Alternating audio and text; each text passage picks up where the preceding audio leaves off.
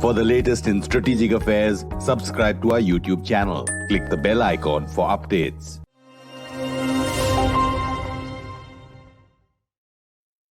This is StratNewsGlobal. I'm Amitabh, Revi, and on Talking Point this week, we're looking at President Biden and Putin's visits to West Asia and its global significance with Alex Vatanka from Washington, D.C. and Dr. Deepika Saraswat from New Delhi.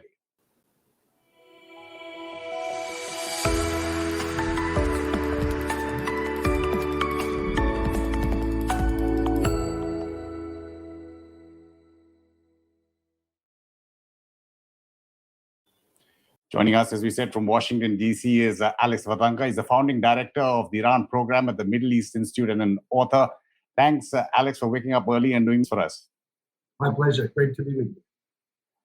And from the capital, Dr. Deepika Saraswat. She's been on StratNewsGlobal before. She's an associate fellow at the Manohar Parrikar Institute for Defense Studies and Analysis and an author as well. Good to see you back, Dr. Saraswat. Yeah, likewise. Good to be here. Alex, just wanted your assessment of, one, President Biden's first visit to a geostrategically crucial area, which is including the Saudis, who he called a pariah at one point of time, and President Putin's first trip outside the ex-Soviet sphere post the Ukraine invasion. First, on President Biden's visit, I think, the expectations were not significant. He was getting a lot of pressure here in Washington for making the trip. But experts in the foreign policy sort of arena made a very simple point that, yes, there are differences between the U.S. and Saudi Arabia, but Riyadh is simply too important of a strategic player. The United States needs to make sure that the conversation continues, and I think that was why President Biden went to Riyadh. So that conversation is now continuing, and that in itself is an achievement. If people were expecting, major headlines like suddenly the price of oil drops to whatever, $50 a barrel because Saudi Arabia is increasing, that was never going to happen. О создании условий на Конгрессе Сирийского национального диалога в Сочи. I think, look, again, I think this was much more symbolic. Time will show what will come out of this meeting in Tehran between Putin and the Iranian leadership.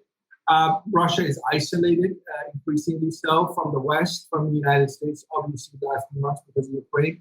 So Putin is looking for new partners or strengthening existing partners, such as the one with Iran. But we need to wait and see and measure actual policy achievements in terms of tangible new cooperation. It's too early to say. Sure. Deepika, partners and allies, that seems to be the bottom line in both visits. Then, of course, there was also the I2U2 that interests India because we were present there during that first summit. How do you see India positioned in this whole global chessboard in the region? Well, of course, since the last year's this Quad meeting, as it was initially being called a Middle East Quad, it's become very clear that India is also sort of gearing up its presence in the Middle East and engaging in a more regional platform, which may, get institutionalized going forward. So I think one significant change, that started happening in run-up to this I2U2 meeting is the change of the terminology itself. In a departure from this earlier, the Quad, which is rather popular in Indian strategic circles, this change to this new terminology means that I think it could also be seen to sort of understand that India is not willing to be seen as being part of some kind of a quasi-security kind of alliance, but the focus is primarily on, if I could say, non-traditional and basically an economic focus. So that initial the confusion or let's say the speculation there were since the last year's meeting have become, it's become a little more clear that the focus is primarily on economics and not really about being part of some kind of nascent regional alignment, which can be, construed as anti-Iranian or anti. I think I would just go with these initial. Sure. Yeah. Alex, again, as you're saying, we have to wait for actual outcomes. Now, there's obviously no launch of a regional military alliance aimed at Iran when President Biden visited. But President Putin did get Ayatollah Khamenei's endorsement on the invasion of Ukraine. He got $40 billion in energy MOUs. Again, how that works out, we'll have to see. But in your assessment, what were the crucial take-homes for the White House and the Kremlin? Look, I think the United States clearly does have an interest in broadening the conversation with this Iranian regime beyond the nuclear issue, which is much of the focus is on the nuclear issue. It's the Iranian side, particularly the Supreme Leader Ali Khamenei, who does not want to have that conversation with the United States. So if you are the United States, there is so much you can do. President Biden has said repeatedly that the U.S. is interested in a comprehensive diplomatic resolution, not just the nuclear issue, but various other matters that are concerned to Washington, including Iranian regional activity. The Iranian regime thinks that this means one-way street concessions from Tehran to Washington, and I think that's just a mistaken belief. I think if Iran was open to a political dialogue, the way they are open to a political dialogue with the likes of Russia and China, then Iran's national interest would benefit immensely from having that channel open to Washington. But unfortunately, the Islamic Republic is run today by a government, by a system that puts the regime's survival way above the national interest of Iran. And Ayatollah Khamenei believes his survival and his legacy, the day he's gone, he believes it's the Russians, the Chinese, that will help preserve the Islamic Republic. And that's why he's not really interested in even trying to have a dialogue with the United States. Now, I know critics will say, no, it's not the Iran, it's the United States, it's the U.S. that's moved away from the 2018 nuclear deal. It's the U.S. that's always done these wrong things to Iran. We've heard this before. I'm not saying the U.S. is blameless. Clearly, the United States has made decisions the last 40 years on Iran that could have been done better. But as of today, as of 2022, there is an American president in the White House who wants to have a broader conversation with Iran about various differences. And it's the Iranian side that, for whatever reason, and we can discuss this, for whatever reason, doesn't seem to be serious about taking that offer on. And that means Iran has to turn to Russia and China as its protectors and guarantors. And that's a big risk because, frankly, how much can Russia do for the Iranian economy? You mentioned $40 billion in promised new energy deals. This is just a number that's been thrown out. Russia doesn't have $40 billion. So time will show. Sure. Deepika, always feel free to, if you want to add anything to Alex and vice versa, even if my question is something else. But India, Deepika, is in this unique position of having strategic partnerships with the US, with Russia, close relationships with Saudi Arabia, Israel, Iran, other countries in the region. Is that a boon or do you think that's a bane? As far as Iran's relations with Russia are concerned, I think that's something that is in, it goes with India's own interest in continental Eurasia.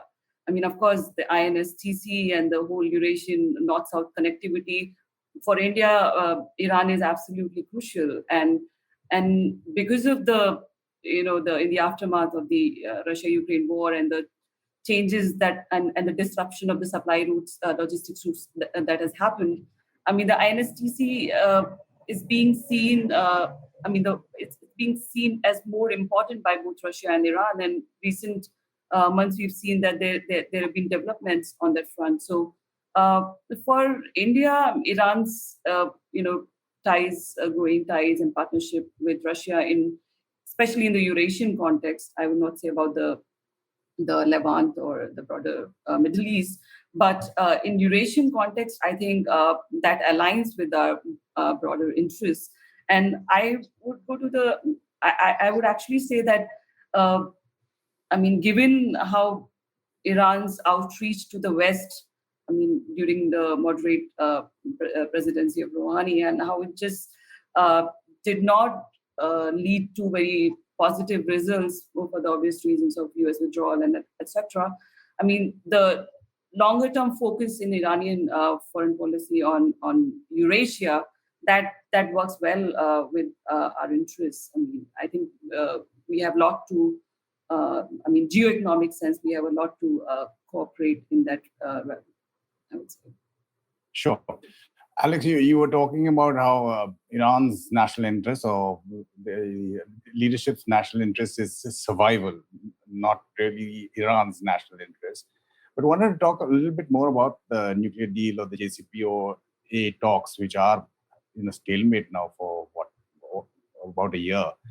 What does America, in your view, in terms of the US, what is it looking at? What leverage does it think it has over Iran's action? And how does the Iranian leadership see its own global position? I mean, look, let's just take the most obvious, I think, starting point. If you are in US government, the Islamic Republic of Iran is committed to a policy of seeing the end of the United States in the Middle East. So there you have it. That doesn't really leave much space for the dialogue. And that's essentially not an issue of Iranian national interest. That's an ideological item that since 1979, the Islamist ruling elite have adopted, and they're paying a very heavy price for it. I mean, when we're talking about sanctions, we're talking about a country that could be easily a top 20 economy and probably even a bigger economy if it was fully integrated into the international and regional economies. I mean, Iran, you can measure impact of Iranian foreign policy in so many different ways. I mean, you can look at it in terms of direct cost. I mean, they're losing something around $170 to $200 million per day just in lost oil income. I'm not talking about all the other things they're doing where they're losing money. Just in oil export income, around the $200 million a day. That's a direct cost. And then there are the indirect costs that Iran's paying for this foreign policy. Hundreds of thousands of Iranians are leaving the country here. Businesses are leaving, moving to neighboring places like Dubai and so forth. But this is a very costly foreign policy. Now, Ayatollah Khamenei believes that he will prevail. Ayatollah Khamenei has convinced himself, and so has the leadership in the Revolutionary Guards that protect him and keep him in power, that America is a declining power, that Russia and China will be ascending as the new powers, and that's the camp Iran wants to be with. That might happen. Clearly, China is a far more powerful state today than it was a few years ago. Nobody's going to question that.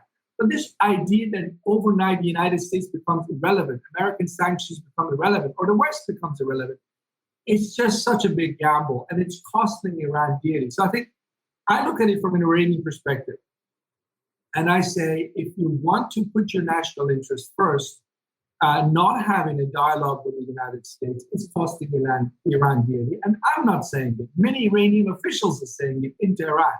But these Iranian officials are not the ones who are calling the shots. And the ones who are calling the shots, and I will point to two specific centers of power: Office of the Supreme Leader by Ali Khamenei and the Revolutionary Guards. These two interest groups believe that closer relations or a dialogue with the United States will come at their expense, that they will lose power domestically. And that's why they don't want to have that dialogue with Washington. And in the meantime, I'm sure the Russians and the Chinese are whispering in their ears and saying, keep the Americans out, we'll look after you. And unfortunately, that's what we are today. Deepika, like talking about sanctions now, Russia and Iran both being under US-led sanctions, they look at each other bilaterally to somehow get out of that. They're looking at it with others, including India. How do you feel India has actually navigated these US-led sanctions on Russia and Iran, and how do you see the road ahead? I think one has to be realistic when talking about some kind of a coalition of sanction and that really taking off. I mean, a fact remains that sanctions, US sanctions or even multilateral sanctions on Iran have actually derailed our relations with Iran. I mean, it's been very difficult to have substantial progress on Chabahar. We had to withdraw from that railway line, Chabahar-Zaidan railway line, because of the U.S. secondary sanctions and even the designation of the IRGC. So I mean, these sanctions, the secondary sanctions, I mean, they've really kept us away from the Iranian market, and with so much of this reporting about Iran and Russia really helping out each other, or Russia learning from Iran's experience, I think there are significant limits to it. I mean, it's we've seen that over the last couple of months. I mean, Iran, which was exporting major part of its oil to China, is now competing with Russia. I mean, both countries are offering significant discounts and sort of engaged in a price war as far as China is concerned. So I think one has to look at this kind of, talks about collaboration between Russia and Iran, with a lot of, I would say pinch of salt. I mean, it's not that significant. Their economies are also, I mean, there are not significant complementarities between them. So even this Gazprom's promise of some $40 billion investment, I mean, I don't see how that's going to materialize, as Alex has already argued. I mean, even in Iran, if you look at the analysis coming out of Iran, it seems that as if Iran is giving away, the control of a strategic resource to Russia. So that again plays into the long-standing narrative about Iranian mistrust of Russia, that Russia might even try to take an advantage, and Russia benefits from this stalemate in the JCPOA talks. So one has to take account of all of that while talking about some kind of joint effort against the US sanctions. Alex, there's this talk that emanated from the White House and the NSA, I think, about Russian generals visiting an Iranian airbase, looking for hundreds of drones. Now, the third country involved in that trilateral in Tehran, Turkey, has provided drones to Ukraine, but yet cooperates in certain areas with Moscow, though there's friction with Iran in Syria. How do you see the whole dynamic of Russia and Ukraine with Iran, Turkey? Look, the Iranian leadership has decided that they're essentially on the side of President Putin and his invasion of Ukraine. That really, the fact that Russia has violated the territory of a sovereign state doesn't seem to be big on the mind of Ali Khamenei. I mean, we just heard him just a few days ago when he met President Putin that, if you believe Khamenei, it's all NATO's fault. And NATO is this big, nasty organization that's out there. And I don't, that's the logic. What can you say about that? But that said, by the way, what Russia has done with its invasion of Ukraine, as I always like to point out, is no different than Saddam Hussein's invasion of Iraq. It's exactly the same logic. That, you're threatening my security and you question the territorial integrity to attack. And that's basically what Putin did.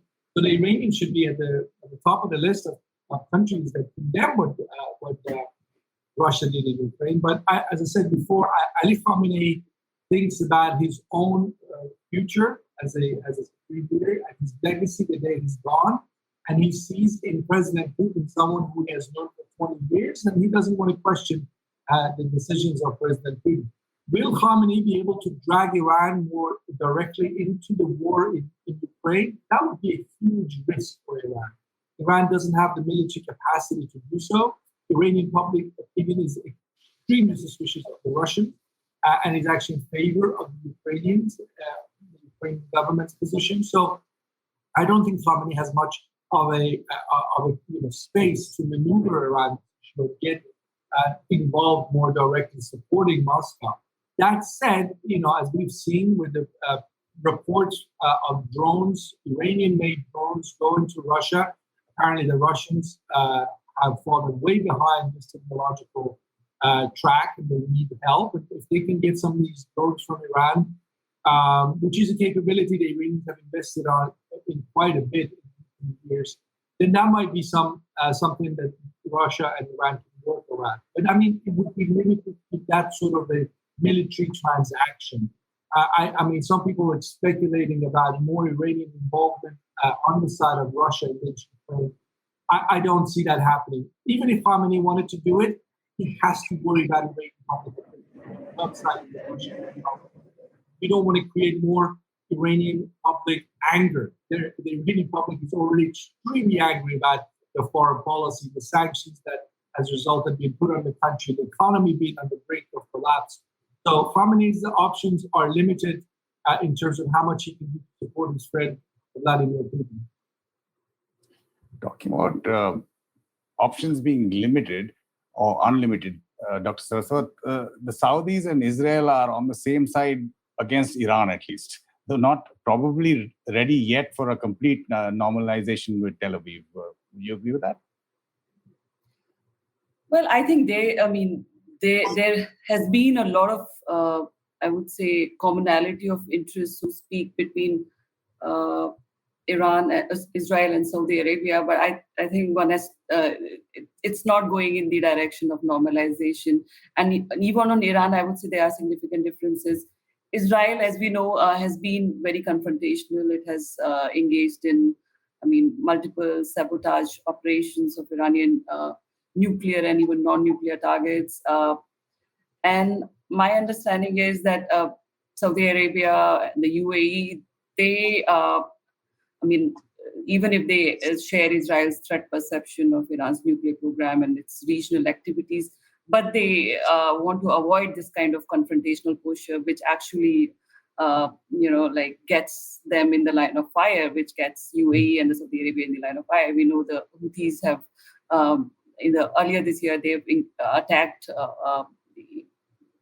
their oil facilities and critical infrastructure, and I think that sort of prompts them towards further dialogue with Iran, not just about the conflict in Yemen, but like a broader security dialogue.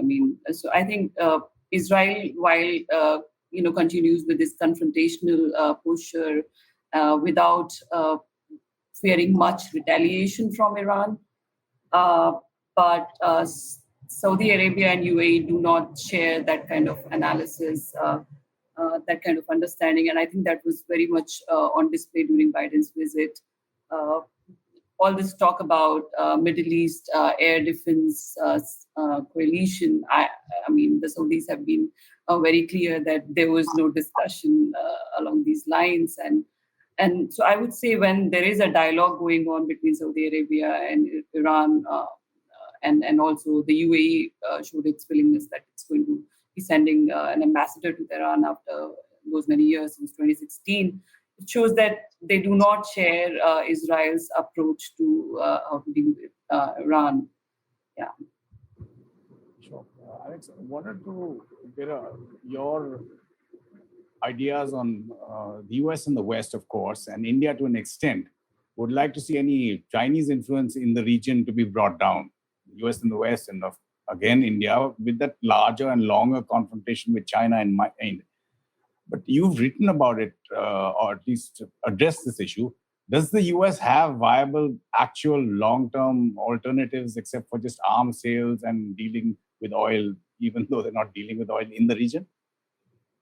I actually think the United States does. There's a lot the US government and private sector can do in the Middle East, but I agree with you in the region. The perception is, because of the last 20 plus years following 9/11, what the people in the region often see and focus on is the military operations of the United States. And there are those people who make the argument that all the US cares about is sort of sell arms to oil-rich countries and so forth, which I think, obviously the United States is a security provider to, for example, the countries of the Persian Gulf. As a security provider and as an arms exporter, one aspect of U.S. involvement is the sale of arms. But the U.S. isn't alone in doing that. So is China, so is Russia, so are the Europe, so are others. So I think people sometimes are unfair in sort of making this argument that all the U.S. really wants to do is to benefit from the tensions that exist in the Middle East. I think there's a lot more the U.S., as I said, in both government and private sector can do in terms of resources, in terms of helping the region go forward. And that was one of the didn't get a lot of attention, but one of the policy ideas of President Biden before he went to the Middle East was this notion of regional cooperation and integration. Now, does the U.S. know exactly how to do it? I'm afraid no. That's where the problem is. The U.S. needs to do a lot more intellectual soul searching and thinking and coming up with a blueprint. I think Europe is where the U.S. is better at creating a sort of a holistic, comprehensive regional approach. We see that more in Europe. We see maybe Asia, what the U.S. considers the challenges posed by China. We don't really see it in the Middle East as much. And it's also a reflection of the realities of the Middle East. I mean, as I said, you have in the case of Iran, you have a country that, A, wants the United States out of the region. It does not even believe in the right of a UN member state, namely Israel, the right to exist. And it is committed to an ideological foreign policy, which is basically calling all the other countries in the neighborhood illegitimate. I mean, certainly the Gulf Arab states are called illegitimate. So, Iran could do itself a huge favor by looking at what its foreign policy agenda is, what the slogans coming up from Tehran, how they scare, intimidate their neighboring states. These are not decisions that Washington needs to take. These are decisions that leadership in Tehran could take. And then the Saudis, the Emiratis, the Bahrainis, and others will feel much less threatened by Iran's future plans. And again, this is something Khamenei and the Revolutionary Guards have the power to do, regardless of what the United States does at this moment. In terms of China in the region, Deepika, India doesn't have the deep pockets anywhere to compete with China, at least presently. But it has a different model of engagement. But are we actually seeing a consequential anti-Western axis? China, Russia, Iran, we've seen some movement in the SCO of involving Iran as well. Okay, let me just start from one point that Alex has been trying to make Sure. About the US. The US still being very much engaged in the region, if I understand it correctly, and trying to have a more, East. But I think that somehow goes different from the narrative that coming not just from Tehran, but also from US Arab allies, the Gulf allies, that US is no longer seen as that kind of, a security provider that it has been, like in post-Cold War, decades. And the events of earlier this year, I mean, when the critical infrastructure and the oil facilities were attacked, and US could not really, neither could it deter those attacks, and then it has not been able to assuage their assure them about increasing costs for this kind of attack. So I would actually argue that it's not just Tehran which has traditionally countered US regional primacy, but it's also the US allies which have been engaged in a policy of diversifying their partners, and hence we see that Russia, China, India, they are creating what looks like an increasingly multipolar West Asia. It's no longer the US. The US leadership of primacy is no longer a fact. It's contested. I mean, clearly the US is trying to come up with alternatives, like a more regional approach to counter growing Chinese and Russian influence. But I think this region has become, it's no more an American-dominated region, but there are multiple powers, and that was on display, in context of these two visits by Putin in Tehran and Biden in Israel and Riyadh. But for India, this context provides interesting opportunities. India is working with the US allies and the United States itself, in a bit to counter growing Chinese influence. And as you mentioned, it does not have the financial or economic resources to match what Iran or what China has been doing, but I think we're increasingly showing the political will where we want to work with partners, a whole range of partners, and in a way create a more regionalized and institutional framework that has a positive agenda, as a proactive agenda, and not directly seen as countering China. So I just want to end with a question to both of you. If you want to take it first to Alex. Alex, in terms of, Deepika mentioned it earlier, some trade movement on the INSTC, Russia, Iran to India, but it seems marginal as of now.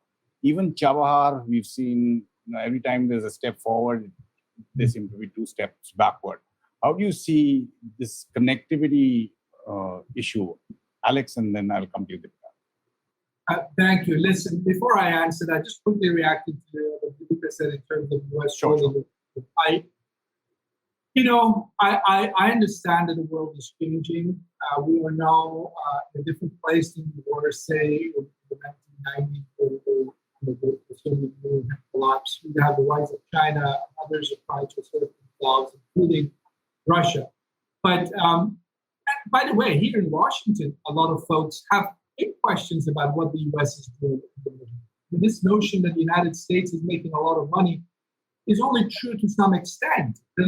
By far the largest trading partner of all the states in the Middle East is China, not the United States. They also happen to invest a lot in the Middle East, and that's a problem for the United States. The U.S. could have done a lot better in investing in some of these sort of infrastructure projects and other things that Chinese have done through the Belt and Road Initiative. Although it's early days to call the Belt and Road Initiative a success story, we have to wait and see. But here's the bottom line. If you travel across the Gulf state, most of the states in the region, you ask yourself the question, would you better off if the United States military tomorrow packed up and left entirely? If there was no U.S. Fifth Fleet, I don't think anybody would say, yes, that would be good for us. I don't think anybody thinks the Chinese are willing or ready to come and replace the United States. But would security in the Middle East actually improve? I take the point that there were disappointments when Abqaiq was attacked back in 2019, which the Iranians launched as a sort of warning to the Saudis. Or there was disappointment in UAE when the Houthis attack struck Abu Dhabi. There has been disappointments like that in terms of what is perceived to be the slow U.S. response by some of U.S. partners. But at the end of the day, the same U.S. partners would rather have the United States in the region. This multipolar world we talk about might come about as a reality in years to come, but we're far from that. And as I said, the Chinese are not willing or ready to take the place of the United States, and I don't think the Russians have the capacity to do so either. In terms of your question about Iran-India relations, look, the Indians have proven to the Iranians at least, again and again, that if they have to choose, they will choose the United States, they will choose U.S. Allies in the region. India's got much closer relations with the Gulf states.